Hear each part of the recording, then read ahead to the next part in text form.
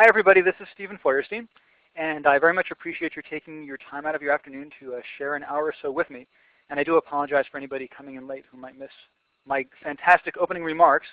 So we're going to spend an hour talking about PL SQL best practices, or I will anyway, and my subtitle is Making the Most of the Best of Oracle PL SQL. Having said that, it is just an hour, and I can only touch on a few things. So what I've decided to do is pick out some highlights that I think you'll find useful, but it certainly doesn't cover the full gamut. You've got my email address on this front page. Feel free to write it down. If you have questions after the seminar, feel free to get in touch. And if I have some time and it's about PL SQL, chances are I'll be able to answer because I have a problem. And I thought I'd share that problem with you today. Here's my problem. I'm clearly an obsessed individual. In the last 10 years, I have written 10 books, or co-authored 10 books, about the Oracle PL SQL language. And that's kind of crazy. It's a lot of books, a lot of pages about this one language. And I can still remember when I wrote my first book, the first edition of Oracle PL SQL Programming. O'Reilly asked me to commit to 400 pages. And I thought to myself, it's such a simple language. How can I write 400 pages on it? Well, turns out that's not a problem. So I've gone in really deep into this language, and I've had the time to study, research, play around that you generally don't have because you have real jobs. And hopefully you can take advantage of my problem, my obsession, by picking up some good tips from me. So let's dive right in.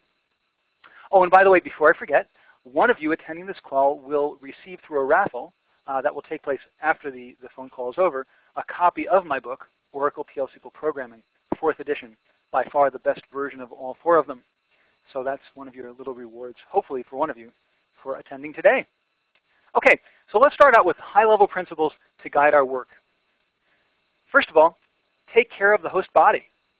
Yep, bet you never thought of it that way. Strive for a single point of definition. In other words, don't repeat anything. Tiny size, as opposed to supersize, your executable sections of code. And please, please, please, stop writing so much SQL. And finally, test your code. Seriously, test your code. Now, obviously, again, this doesn't cover the full gamut of what we can address in the world of PL SQL, but this is some pretty good stuff. So let's take a closer look at each one of these. First of all, take care of the host body. Maybe I'm starting to talk about this stuff because I'm getting older, and as I get older, my body is less tolerant of what it means to be a programmer full time. We make a living from the product of our brains, and we're really lucky. Just think about it. They pay us to sit around, think about things, essentially do logic puzzles, Sudoku. They pay us, and we write it down, and wow, everybody thinks we're amazing. But let's face it, it's all done by our brains. So if our brains are not in good shape, we can't make a good living at programmers, and we can't write good code. And our brains need our bodies for nutrients and for inputs. So take care of your body. And what that means on several different levels is, first of all, drink lots of water. I think a lot of us drink way too much Coke, Diet Coke, caffeine, coffee, and that dehydrates our bodies, and we don't drink enough water. Dehydrated brains don't work very well. And you'll find if you drink a lot of water that you're more alert, more energetic, and you can think more clearly. Take lots of breaks, move around, stretch. We did not evolve into the bodies that we are because we were made to do programming. We're not made to sit around for hours every day. And I encourage you to take care of your body if your wrists are bothering you, your knees, your back. Get some exercise. Particularly, you need a strong abdomen to avoid back pain so that you can sit there for hours and really focus. I know you probably didn't come to the session to hear me talk about doing lots of sit-ups, but do lots of sit-ups. It'll help you be a better programmer. All right, fine. Let's move along and talk about some software stuff. So first of all, strive for a single point of definition. Now, this is a fancy way of kind of introducing yet another acronym that I kind of like. It's SPOD, single point of definition. It's really another way of saying the same thing as avoid hard coding of values. Don't repeat anything in your code. That's the general mantra. Specifically, don't expose the implementations of low-level infrastructure elements like error management, logging, SQL statements. Hide your business rules and formulas. These are some examples or variations on the theme of single point of definition. The main idea from a theoretical standpoint is that if you define something in one place and all your usages of that same logical thing, whether it be a value or a formula, anchor back to that original definition, then if that original definition needs to change, you change it in one place, and the ripple effect automatically carries through the rest of your application code. The alternative is that you define the same thing in multiple places or variations of the same thing, and you might fix it in one place, but how do you know you fixed it in all the different places? Now, doing SPODs, avoiding hard codings and avoiding repetition, might not be a big deal. It might be a waste of your time to even worry about this if the applications we wrote were static. But they're not. They're always changing. And they're always changing because the software we write is really an attempt to capture, reflect part of the complexities of the real world, which is always in itself changing. Since that's basically what we're doing, we have to accept that change is going to occur and build it into the way we write our code. And one very important way to build it in is to recognize the change and avoid the repetition. Now, there are lots of manifestations of multiple points of definition, MPODs, but here are some examples. Some of them will be very obvious, others less obvious. Literal values. If you read in your documentation that you're building a report subsystem, and it says that you will never deal with more than 150 reports at a time, you don't want to put 150 hard-coded in your application code. I bet a lot of you know that and more or less avoid it. Here's another one. Every varchar2 end declaration is an example of hard coding and should be avoided. And inserts into that log table when you're doing database error logging, and you write the insert into your log table explicitly in your application code, also a great example of hard coding. Another way of putting it is exposed implementation. Also very bad news. Now let's take a closer look through some examples of these things. Let's Spotify some code. So here you go. You come to a seminar on best practices and you get a new terminology, Spotification. Let's Spotify some code. So take a look at the box in the top left. Create or replace procedure, process employee. Takes an employee ID, and then I start implementing my code. Now I read the documentation for process the employee, and it says the first thing you have to do is get the full name of the employee. And the documentation is very clear about this. The full name of an employee is last, comma, first. After you get the full name, you then go on and do a whole lot of other stuff. And this is the code that I wrote. Let's do some code review. Now, we're not really set up for you to give me your feedback about this code. I'm going to have to do it all by myself. My apologies. And in fact, if you have questions, it's best not to use the chat section. But hopefully, if I talk fast enough, we'll have time for some Q&A at the end. So let's just take a look at this code and how I went about writing it. Well, the employee ID is a number, so I pass it in as a number. Then I need to declare a variable to hold my last name. Now I've got a problem. I know that this last name should be anchored to some column in the database. But when I go to look at the columns in the database, and let's do that right now. I'm going to switch over to Toad. There we go. And I'm going to bring up my schema browser for HR. If I go and take a look at the HR table, employees, I find that my first name column is 20. My second column, last name, is 25. I don't have a full name column to anchor to, but that's okay. I add up 20, 25, I add 1 for my comma, and I give myself some margin of error. And so I end up writing code that looks like this. varchar2 100. And I say to myself, that's fine. It's never going to get that big. And I keep going. And I keep going by writing last comma first in my application code into my local variable for my employee ID equals my employee ID coming in through the procedure parameter list. So what's wrong with this code? Wow, just about everything, just about every line of code you see has a problem in this procedure. First of all, when I'm sending my employee ID in, I really should use a % type against the employee ID. That way it anchors back to my column definition. But here's a really big problem. I've declared the name of my parameter as being the same as my column. And notice my where clause. I bet a lot of you saw that right away and you're shaking your heads. That's insane. That's like saying where 1 equals 1. And a common best practice, of course, is to make sure that you use prefixes or suffixes that differentiate between your parameters and your columns. That's cool. Okay, let's take a look at that varchar2 though. This is what I described as being one of those hard codings. Now, you heard me say, this should be more than big enough. I took 20 plus 25 and I doubled it, 100. It's never going to get to be that big.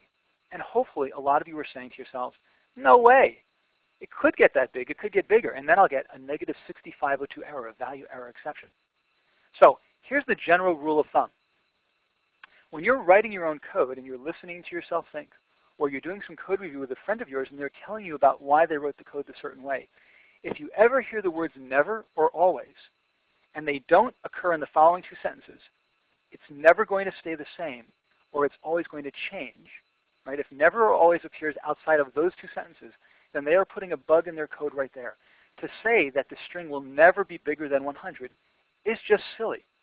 But we tell that to ourselves because we're looking for some kind of stability, psychologically, in the world in which we're writing our code, and also we're kind of lazy. What else are we going to do besides put some kind of number there? Now, I could do varchar2 32767. That's the biggest size possible today. But even that's a problem because I've hard-coded my limit. And in Oracle 12G or 13, I don't think it's going to happen in 11G. In Oracle 12, they might expand the maximum size of a varchar2. So you really don't ever want to see varchar2 ends in your application code. Let's move on, though. We're not done yet. I think, in fact, the worst problem in this code is the exposure of the business rule. I read in my document that it says last comma first, and in fact, they've been saying that. The users have been saying that for months now. We like to see stuff last comma first. And so in 1, 10, 25 different places in my application, last comma first appears. And it seems perfectly reasonable. We show it to the users. We go through QA. They love it. It goes to production. And the day after production, the user's manager calls and says, you know, I'm really sorry, but we changed our minds. We want it to be first space last. And your manager has to groan and take it. What else can she or he do but say, no problem, we'll fix it for you? But that can be a serious challenge to fix. What do you do? Search for last name, for comma, inside quotes? Very challenging. So what you really want to do is hide your implementation of business rules, hide your definitions, aim for single points of definitions. So take a look at the bottom left-hand box now. This is the way I think your code should look. Now, let me first preface it by talking about the different kinds of developers that might be in a single organization, or the different hats you might put on as a single person writing code. When I'm writing code that responds to business requirements, I'm truly an application level developer. Joe says that he needs a program that will get the full name of an employee and display it. That's a business requirement, and I'm going to write the business requirement. But there's a whole lot of low-level stuff that goes on in an application. For example, record the fact that an error occurred, log some tracing information, get information from the database, write information to the database. These are all a sort of low-level service that the high-level application developer generally shouldn't have to deal with. And that's what you see here in this bottom left-hand piece of code. I need to declare a variable called name, or a full name. Now, what type should it be? Well, the standards in my environment is that for all my different tables or business entities, like the employee, I have an RP package, the rules package. And it has within it all the rules, formulas, everything that has to do with that employee. And what you see here in my rules package is that I've also declared not only a function to retrieve the full name, which I'll come back to, but a subtype statement. The subtype is a very special and useful statement in PL SQL. It doesn't actually do very much at all. You're just providing an alias for some other type. What I'm saying is that the full name T type is another way of saying varchar2 200. But the difference here is that I'm putting a logical name on top of that varchar2 200. You can think of this as the physical implementation and this name as the logical implementation. And in my application code, I always refer to the logical level. So if I ever need to change, if like the varchar2 200 is too small and I need to make it 1,000, I change it in just one place. I recompile my package spec. I recompile all the packages that it depends on because that's how it works in Oracle. Those are invalidated. But I don't have to actually change my application level code. It stays the same. It just takes on a new meaning with the latest compilation. Sweet. So I, as a developer, don't have to know about the maximum size and what the rule is for those things. I just reference a pre-existing service. Same thing with my query.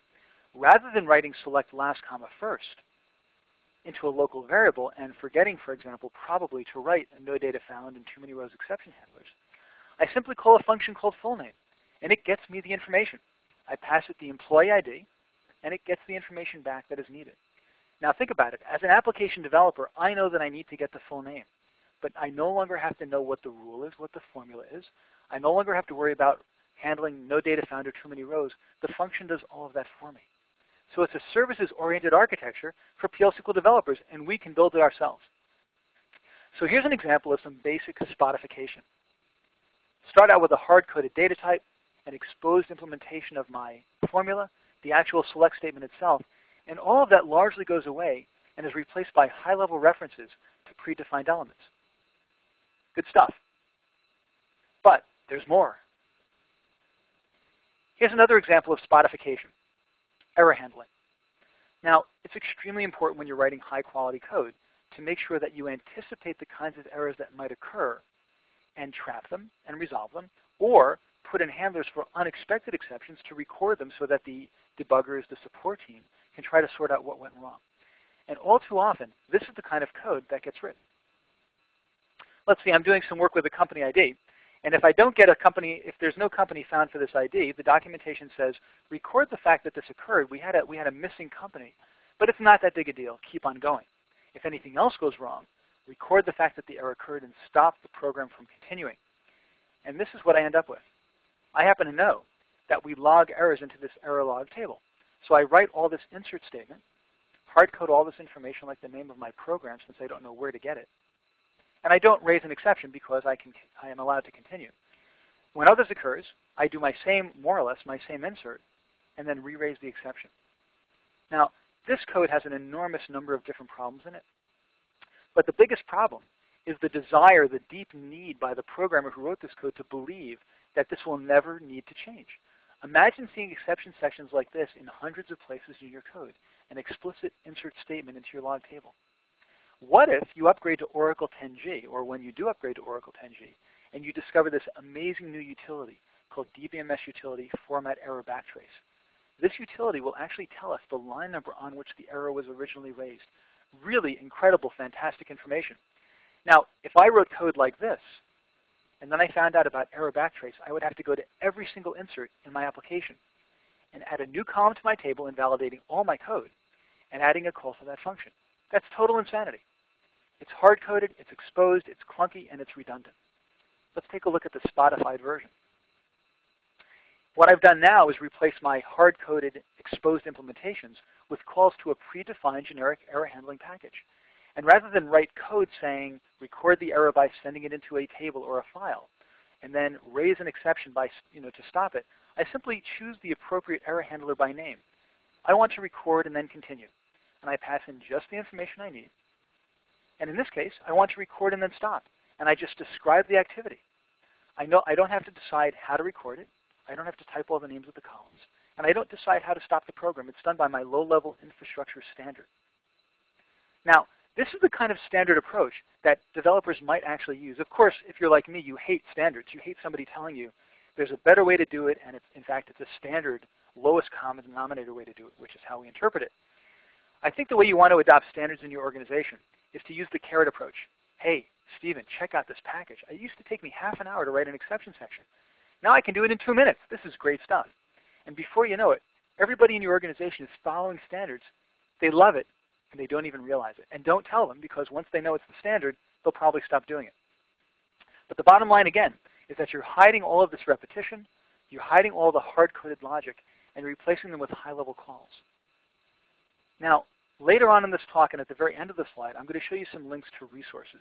And I'll tell you how to get some code that already does this for you, because writing these kinds of reusable components is certainly challenging, and you generally don't have the time to do it. Okay, so that's my spatification. That's my discussion of avoiding repetition.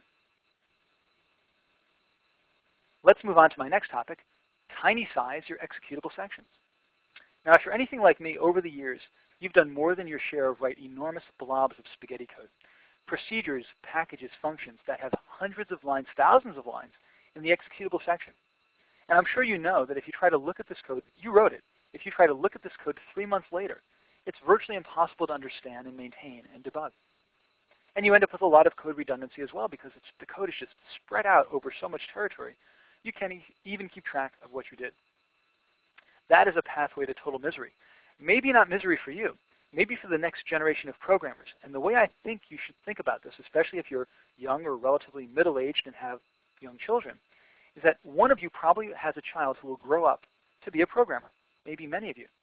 But one of you might have a child who actually maintains your code. Think about that. Now that's scary, right? Now, you basically are faced with 2 options at this point if you're concerned about your child having to maintain your code. Number 1, never put your name in your code, so they'll never know it's your code, which is kind of sneaky, but you could do it. Number 2, write your code so that it can be easily maintained and understood, so that you're proud of your code, so that if your child ends up maintaining it, she or he will say, wow, my mom wrote this. That's really cool. Okay, so enough of that. What should you do? How can you achieve this ideal of writing readable, maintainable code? First of all, you need to write lots of small, narrowly focused, easy to reuse packages.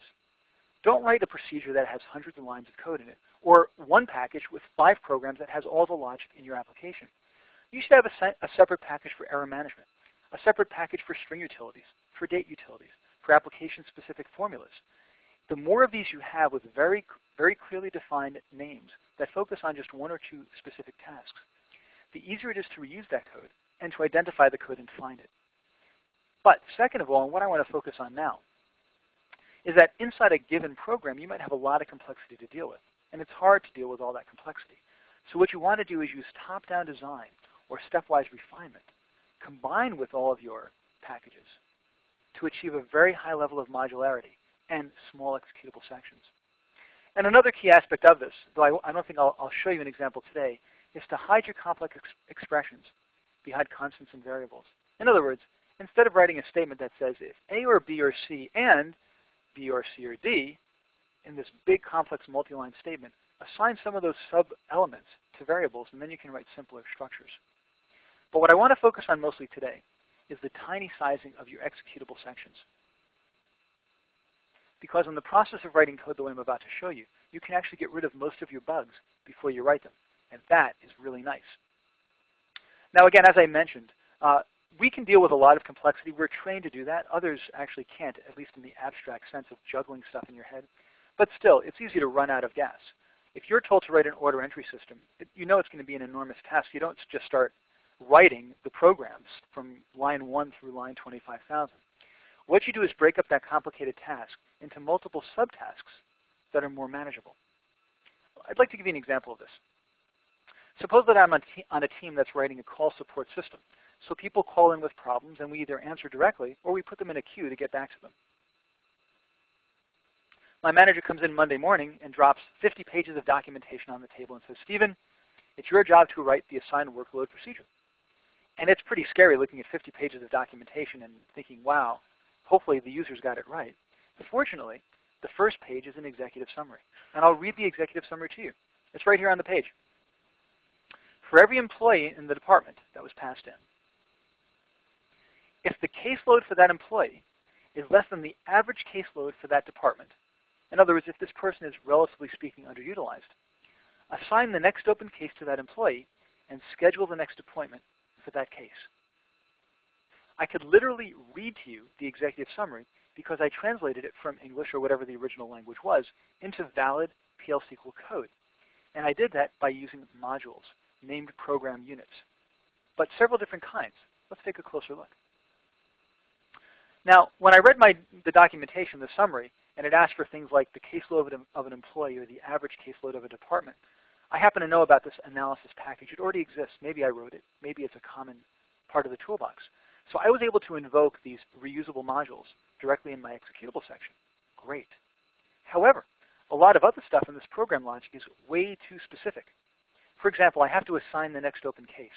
And I've looked ahead in my documentation, and that's like 25 pages long. It's really complicated. I don't want to deal with that right now. What I'm going to do is give it a name, assign next open case, and focus instead on what has to go in and what comes out. And I'll codify that idea about this program that needs to be written by creating it as a subprogram unit inside my main procedure. So just as you can declare variables, cursors, types in your declaration section, you can also declare procedures and functions. These are called local or nested modules. They can't be called outside of this procedure. They're only available here, and they only exist for the duration of the execution of that program. But what I can do is create a very simple stub, empty program for that, for schedule a case, for next appointment. And then, even though there's nothing in these programs, I can compile my code. And what I get by compilation is a validation that the way I've structured my executive summary is correct. My inputs match my outputs. It all holds together. And then I say, okay, now I'm ready to deal with assign next open case.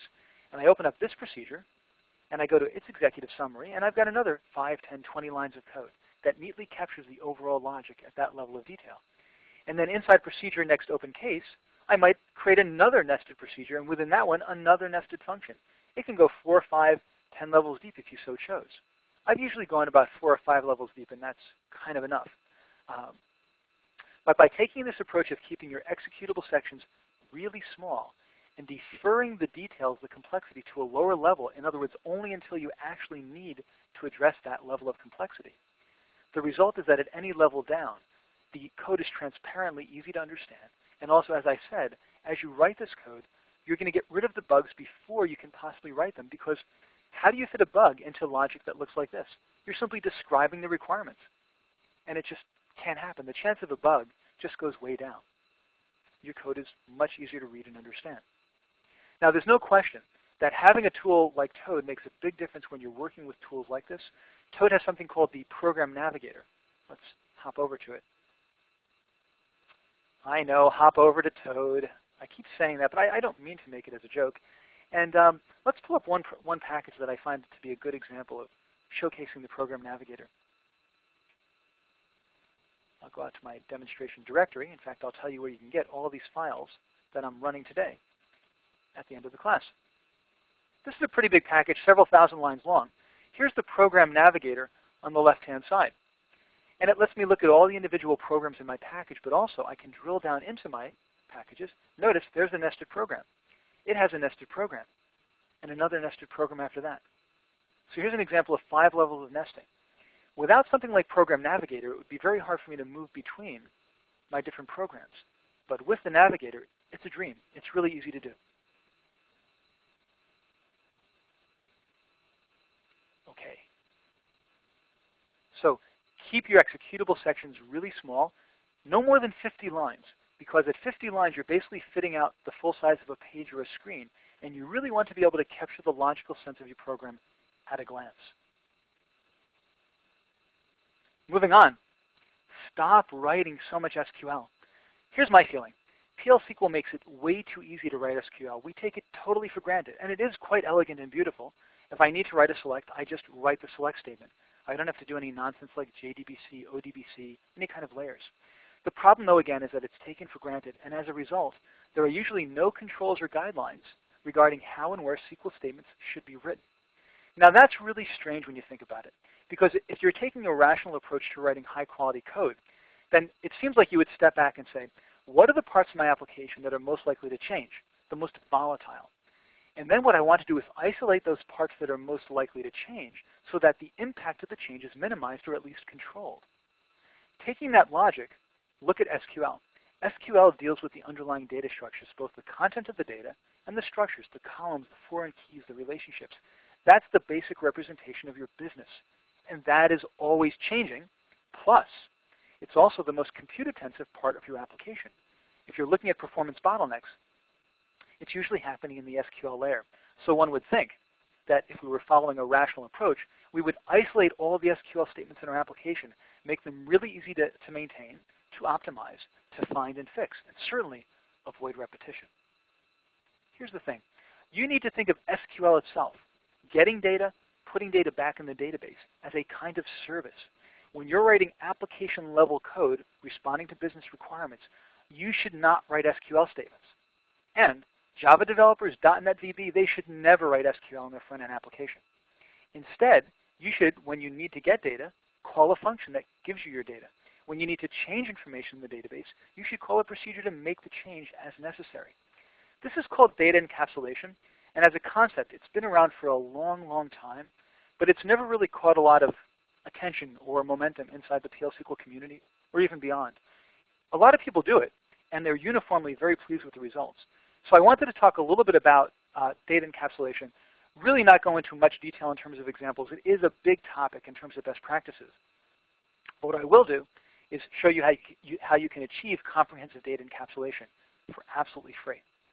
So the basic idea is that you generate, don't write because it just takes too long, a standard API to interact with your underlying tables.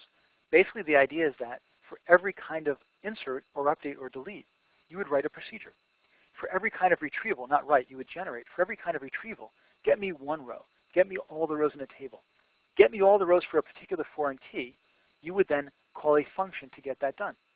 In fact, I'll show you an example of that in just a moment after I go through this page. Now, there's no way that you can possibly generate all the kind of SQL that you need, So then you collect all the custom logic for a given table or a business entity into an extra package.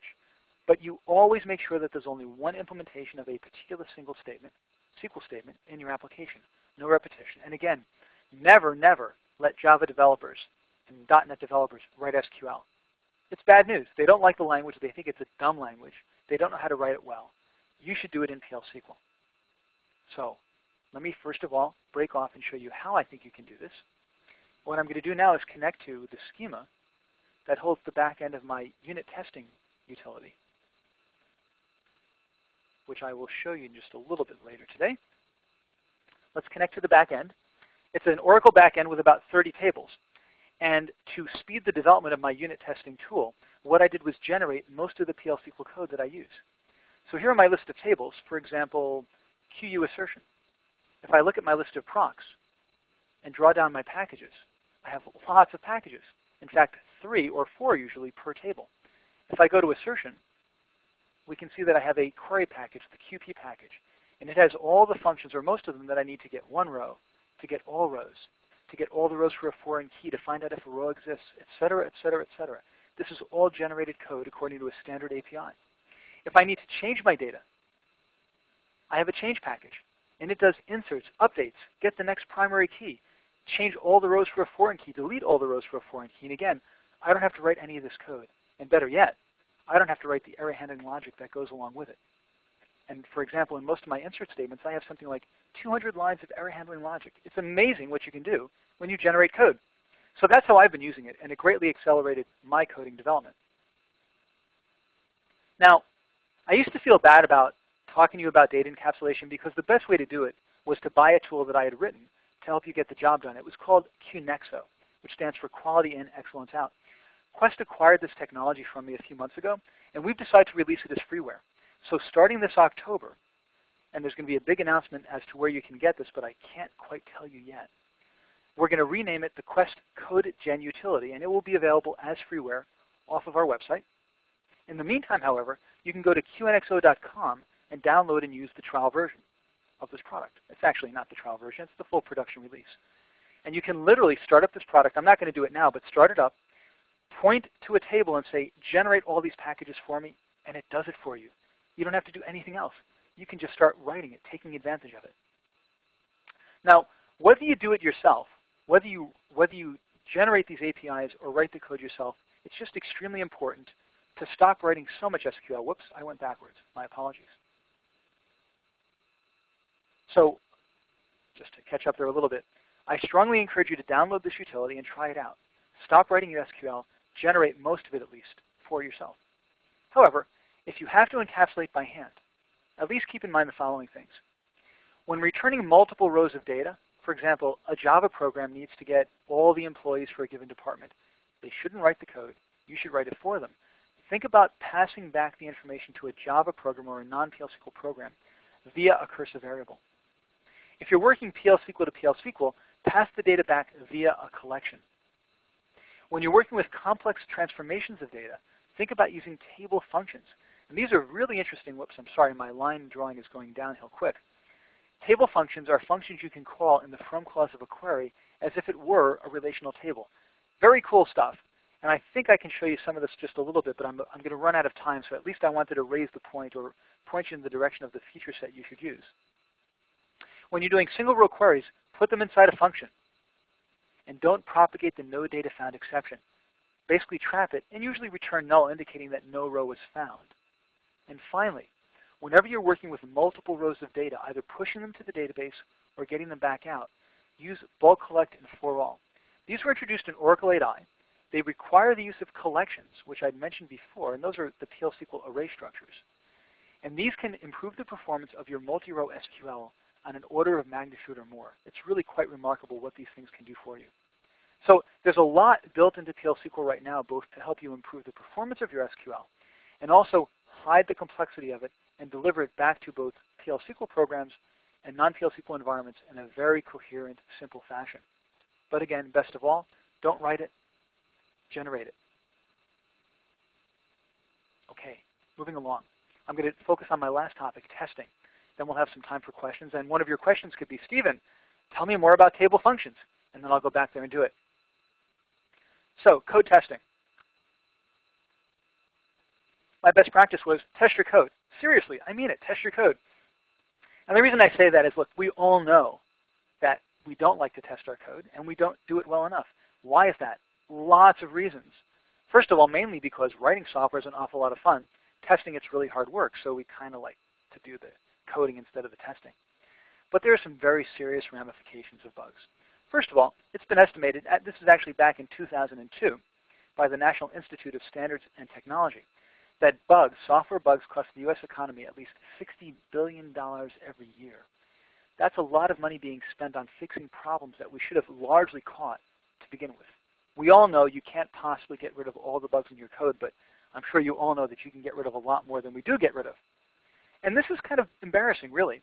We're supposed to be professionals. In fact, sometimes we call ourselves software engineers. Would you want to drive in a car that had as many bugs as our software? Would you want to cross a bridge that has as many bugs as the software that we deliver to our users? I would argue no.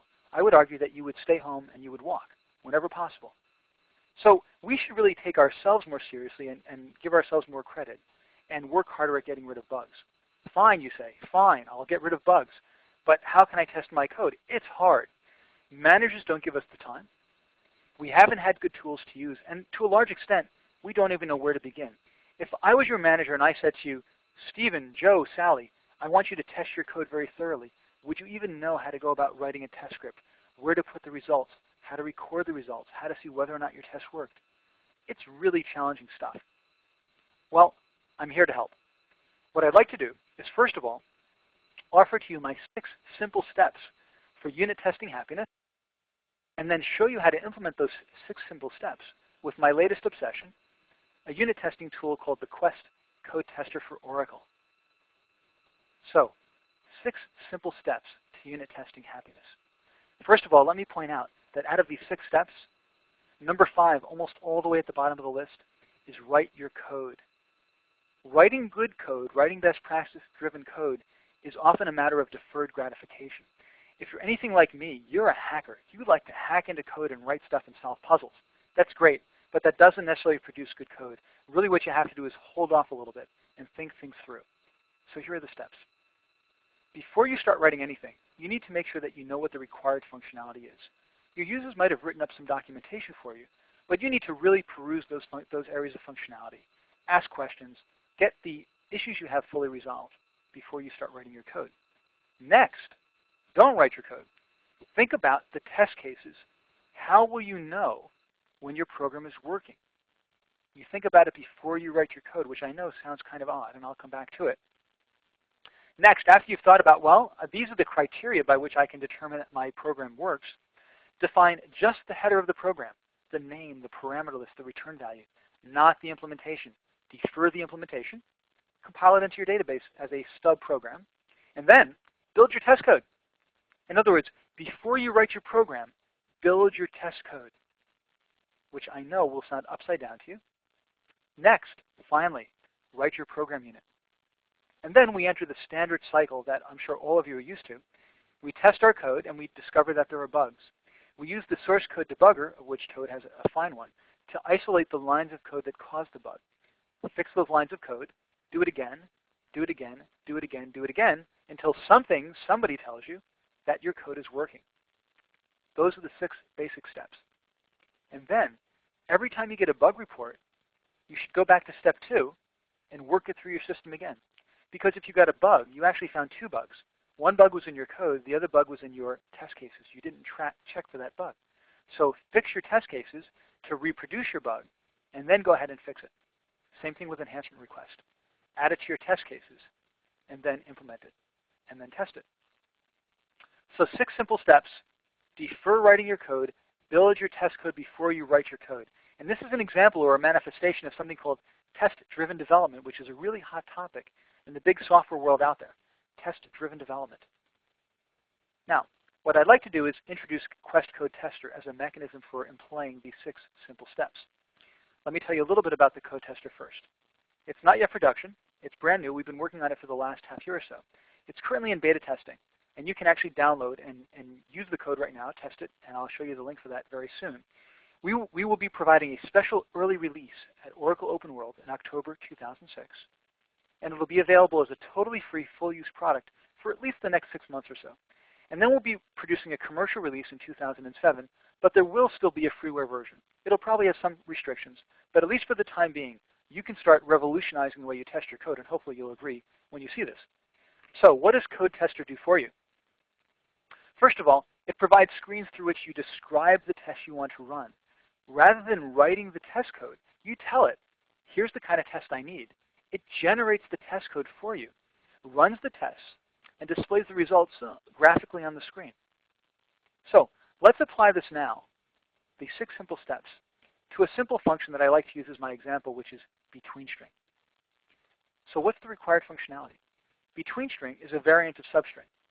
Substring, you take a string, the starting location, the number of characters, and it returns that part of the string.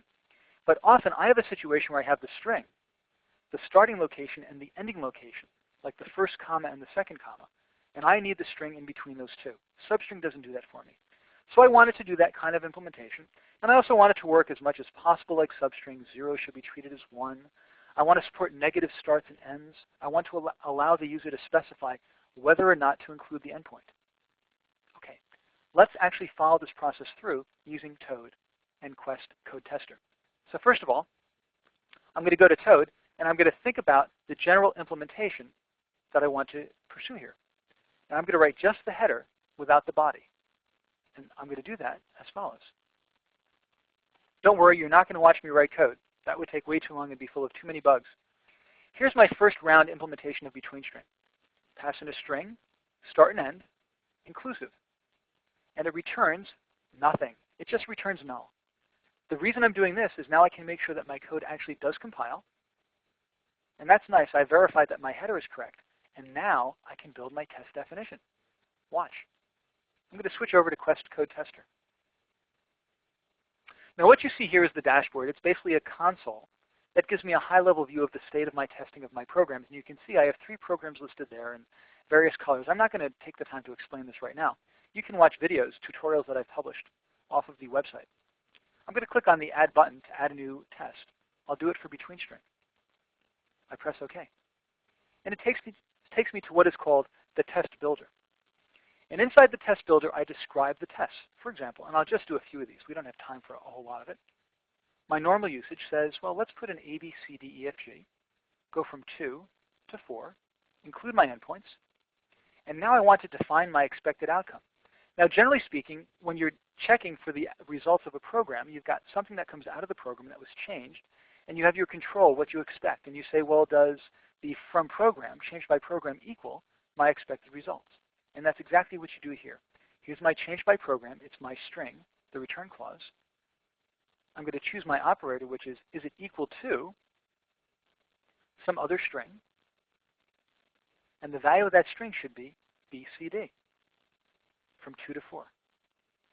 I save it by moving it to my staging list of new test cases. I create another one. Let's do 0 start.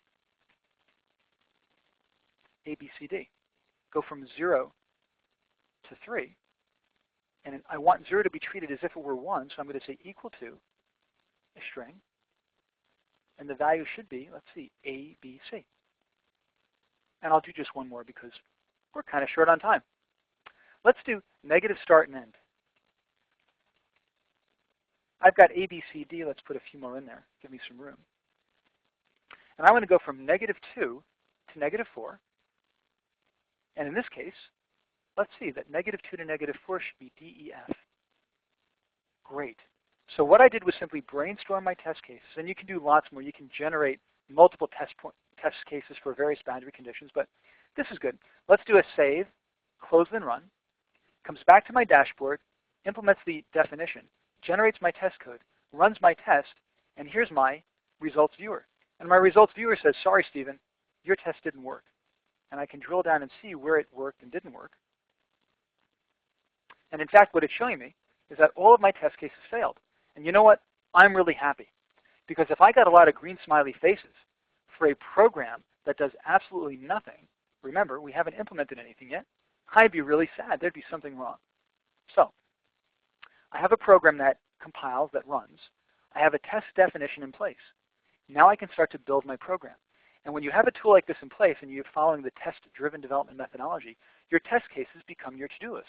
For example, I want to test normal usage. So let's do the first round implementation.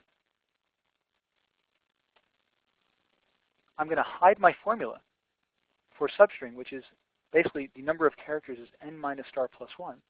I compile my code. I go back to code tester. I'll go to my dashboard. I'll run my program again. And I still get a red face. In fact, let's just show the most recent results. I still get a red face, but notice my normal usage is now green. It worked. Great. And now I'll go back to Toad again. I'll just do one more round trip and then explain the principles behind the process and the power of this approach. Let's say I work a whole lot more at it, and I come up with my ultimate implementation, which turns out to be really quite complex. Lots of code to handle all the different cases. I compile this code. I go to my code testing environment. Run my test again.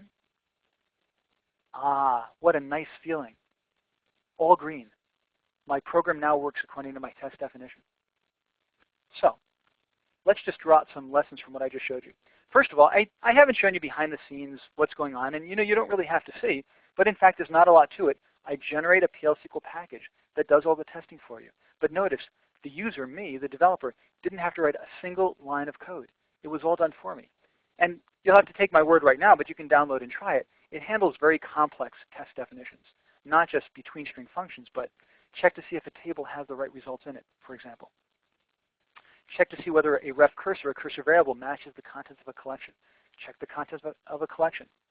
It's a very nice high-level way of defining your tests and working within a standardized environment. So my suggestion is that, first of all, you generally adapt the 6 levels, the 6 simple steps of testing that I suggested before. And one of the main approaches there is to define your tests before you write your code. But with a product like Quest Code Tester available, you can now define those tests and run them relatively quickly. You still got to do some work. It's not like it's all free. But you're mostly thinking about at the logical level what determines whether or not your code works. And one other point to make that's really important is that when you have a product like Code Tester available, the unit testing process, testing your individual programs, becomes a part of your development process. Today, the way we look at it is that we write our code, we work it out, we do a little bit of testing, but the bulk of the testing is kept for some later stage. That's a bad way to go. What's a lot better is you write code, you make a little bit of a change, you test. Write some more code, do another test. Make sure that nothing that was working before is now broken.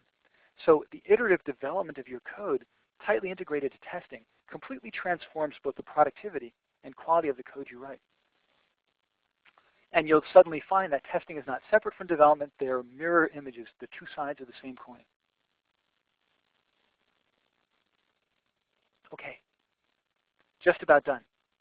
I thought I'd offer to you some resources to help you achieve best practices. There's a lot out there, and this is certainly just a subset. I'm really focusing on what we at Quest have to offer you. First of all, Quest Code Tester. It's currently in beta. It'll be going production as a special pre-release product in October of 2006 at Open World. But you can go to the unittest.inside.quest.com/index.jspa website, and you can look at the community. There's discussion forums. You can download the software. To make it easier for you, you can also go to unit-test.com, and you can find your way to this big long URL from there, unit-test.com. You can go to the PL SQL Programming Portal, oracleplsqlprogramming.com, which I built and Quest maintains. Click on the Resources tab, and you can download lots of free resources for PL SQL development. In particular, you can download all of my training seminars and all the demonstration scripts I was running today. And you can visit there and look around all you'd like. And by the way, any of the code that you download, any of the trainings that you download, can be used for free without asking permission inside your own organization. Then there are the Quest pipelines. This is a non-commercial community for MySQL, Oracle, DB2, SQL Server specialists.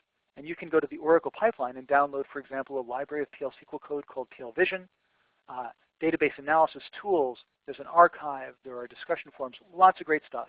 And finally, this is all free. All this stuff is free. But finally, I do have to remind you that Toad and SQL Navigator both have a very powerful component called the Code Expert. This is I believe, a part of the Toad Professional Bundle, and it will allow you to automatically analyze and review your code, both to find SQL inefficiencies, but also to apply the best practices that I promote in my books and my talks automatically to your code and get a report showing you where your code violates or might be violating those best practices. These are fantastic capabilities built into Toad. Most of you have access to them and you probably didn't even know it. Okay, so that's the end of my talk. I hope you found it interesting. I'd like to now turn it over to the operator, Lisa, to step in and facilitate any questions that you have that you can ask me over the phone. And also, feel free to offer your own ideas about how to write best practice code. Thank you. The question and answer session will be conducted electronically. If you would like to ask a question, please do so by pressing star followed by the digit 1 on your touch-tone telephone. Keep in mind if you're on a speakerphone, and make sure that your mute function is turned off to allow your signal to reach our equipment. Again, if you would like to ask a question, please do so by pressing star 1. And we'll pause for just a moment. So you might say to yourself, come on, Stephen, do you really mean that I shouldn't write so much SQL? And the answer is absolutely. In fact, I think as an application level developer, days, weeks should go by where you don't write any SQL. Selects, inserts, and updates are no longer a part of your everyday vocabulary for PL SQL. How's that for a strange sounding best practice? And we'll take our first question from Richard Ulmer with RBA LLC. Hi, Richard. Are you there? Did you unmute? Can you remind them how to unmute their phones? Is it star 6? If they use star 6, they'd have to use star 6 again, Okay. yes. Richard, are you there? And Mr. Ulmer? Let's keep going. Okay. And our next question will come from Chris Jawalski with WM Beaumont Hospital. Hi, Chris. Oh, one moment, just a minute. I think we're experiencing some technical difficulties. We have some technical difficulties. Just give me 1 second. Sure, no problem. Okay, well, hopefully we will be able to get your questions in just a moment. But in the meantime, I could just keep talking and talking. Well, we do have a David Gale with Hypertherm. All right, Dave, I can hear you. Go, go, go. A lot of my PL SQL uses the HTTP package to generate web pages. Okay. Does the code tester allow for testing that? That is such a great idea. We don't currently have any built-in, we're not smart about HTTP packages, so no. And that's something we should be able to layer in pretty easily. And in fact, what I would love to do is follow up from this phone call. You've got my, did you see my email address there? You can just send a note to stephen.feuerstein@quest.com. Okay. And send me a note telling me that you're interested in this kind of testing. And what I'd like to do is follow up with you and talk about, more specifically the kind of tests you need to do. All right. Thanks. And we have another question from Duke Coach with SIUC. Yeah, I was just wondering, the talk was so good. Are the PowerPoints going to be available anywhere? Well, the talk was recorded, so we will be posting it somewhere on Quest.com. I'm not exactly sure where, but I'd like to think that we can also send you a note with that information. I'll check with Tanika afterwards. And I can also take this material and put it on the Oracle programming site. In fact, I'll just start up a browser right now and just take you there so I can show you how that works. So yeah, we'll make sure it's available. And let me just tell you that even if you can't get this exact one quite yet, I'll show you where to go to get all the other stuff and one that's very similar to it. So you're now looking at the unit-test.com site. I believe you can all see that, yes. And if you go to the Oracle PL SQL Programming Portal, so you just have to remember the name of my book, the big fat one, Oracle PL SQL Programming. Click on Resources. You'll then see a list of all my different training materials. So for example, better than this 1-hour best practices class, you can click on Best Practice PL SQL, and you can get a day-long training material, 100 slides, that cover everything I talked about here in much more detail. You can download the PowerPoint. You can distribute them to everybody in your company. You can do your own internal trainings with my materials, no problem. And you can also download the demo zip file, which is on the main page. And this will have 400 or 500 scripts that I reference throughout my materials that demonstrate the techniques or provide reusable code. So visit this page. Again, you may not see this exact variant, but you'll have many other best practices to choose from. There's also another one called 21st Century PL SQL, which is my latest new features for PL SQL class. That's great. Thank you. You're welcome. And we now have a question from Eugene Pipko with SPI. Hi, Eugene. Hi, Stephen. I wanted to find out about the table functions that you mentioned before. Yes. Okay, so why don't I show you an example of a table function and show you a really interesting application of it, and that will give you some sense of what I'm talking about, because we don't have time for like the full exploration here. Let's look at what's called a streaming table function. What I'm going to do, I'm going to zip down through a bunch of this code and just show you the end result, and then I'll step back up through it a little bit. Here's an example of a streaming table function.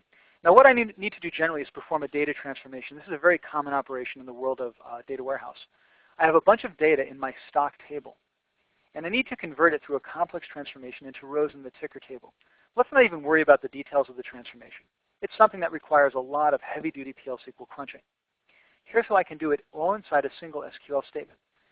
I take my select statement, and I pass it as an argument to a PL SQL function by calling the cursor expression, which converts my select statement into a cursor variable. I pass my cursor variable as an argument to my function. Here's my function. My function takes the data set as an argument coming in, and it passes back a nested table or collection coming out. I put the call to that function, which is the nested table, inside the table operator. The table operator says, take this nested table or V-array, this collection, convert it into a relational table format, and then query against it. So this is the basic idea. You write a function that returns a collection. You put it inside the table operator, and now it becomes eligible to be treated as a relational table inside your query. And I can do an insert, select from. I can even, in the context of these streaming functions, have more than one strung together or streaming together, and do multiple transformations piggybacked on one another or daisy-chained to get to the ultimate point that I need in my code. So that's the basic idea, and we'll take a look quickly at the stock pivot function. It takes a data set coming in, which is a cursor variable. It returns a nested table. Inside my function, I grab all the data in my data set, and I move it to my nested table row by row, and then I pass it back out. And that's the basic functionality, the basic approach needed to implement a table function. And a common way that you'll also see these used, notice here that I've taken this select statement, and I've put it inside an open for. This is a cursor variable. And what you can also then do, see if I can find a good example of this. You can create functions, like right here. This function returns a cursor variable. So here's an open cursor variable for, and it returns a pointer to this result set. This kind of cursor variable can be used by Java. So basically what you can do, especially with the table function, is bury arbitrarily complex transformations of data behind a function that returns a cursor variable. It's passed back to the Java interface, the Java front end, as a pointer to a data set. And the Java code can almost transparently, easily, fetch individual rows from the data set, display it, manipulate it, and close the cursor variable when they're done. And they never see the SQL, and they don't know that in fact they had to call a PL SQL function that did this amazing amount of transformational work. So that's a really quick intro. You can check the Oracle doc for more on table functions, and check my books as well. And in terms of Oracle documentation, let me just point out one more thing. I'm going to go back to my, where is it? Where did my, there it is. Right, go back to my Firefox session. Just so all of you know, you can access all of Oracle's documentation online by going to Tahiti, for whatever reason, probably the original name of the server, tahiti.oracle.com. You can type in the string name, the name of the thing you're searching for, like table function, and it will search across all the versions of the Oracle documentation, and then you can drill down into the version-specific stuff and find out what you need to know. It's a really wonderful utility that Oracle has made available to all of us. So hopefully that's enough to get you started. Thank you. Welcome. And let's do one more question, because I want to respect your time in terms of the rest of your lives. So this will complete an hour together. All right, and we will take a question from Richard Ulmer with RBA LLC. Excellent. Hi, Richard. Can you hear me now? I can hear you. Okay. I'm a big believer in reuse code, but in that error handling process you had, yeah, do you feel it necessary to put everything in there? I always have a log package, but I leave a lot of it to the individual. In other words, basically all they have to do is have a procedure that writes to it rather than a procedure that does everything for them. So you would have a procedure that would write the log file, and they would just pass the parameters, but the procedure wouldn't do everything for them. Well, you definitely. So I think I agree with you. Of course, I can only show so much detail in these. Oh, I understand. But really, so look at the example right here of the record recording continue. So clearly, the recording continue does let you pass things through. In fact, what I'm passing here is an override for the default message, which would be the SQL error message. Right. Because I want to be able to say which company ID had the problem. Mm-hmm. So I do think you need to have a way to pass the application context information. Right. But what you don't want to do is give them the ability to pass the call stack, the error message, the error trace. In other words, you ask the user to provide the context information that you can't get, and you gather everything else automatically and put it into your log. All right. One of the things that I always want to gather is I want to know the program that ran, we call it the package, Exactly. and where in that program you were going with it. And do you know how to get that information? You probably do. Yeah. Okay. So for everybody else, there's a program called DBMS Utility Format Call Stack. DBMS Utility Format Call Stack. And you can call this anywhere inside your code, but an error handler is a great place to put it. And it will tell you the stack, A called B called C called D, and the line numbers upon which those entry points took place. There's another function called Format Error Stack that essentially returns the full untruncated error message, and Oracle recommends that you use this instead of SQL error message. Don't use the SQL error message function because it might truncate your message. And finally, just to fill out the discussion here, there's something called error backtrace, introduced in Oracle 10G. And this will point you back to the line number on which the error was originally raised. Really critical information that was lacking prior to 10G. So yeah, these are the kind of functions that you would call on the back end automatically for your user. But I agree, they should be able to pass the context-specific values. Yeah. Okay. I appreciate it. Thanks for the clarification. Somewhere out there that Q, I didn't write it right. QNXO? QNXO. Yeah. I did right. Thank you.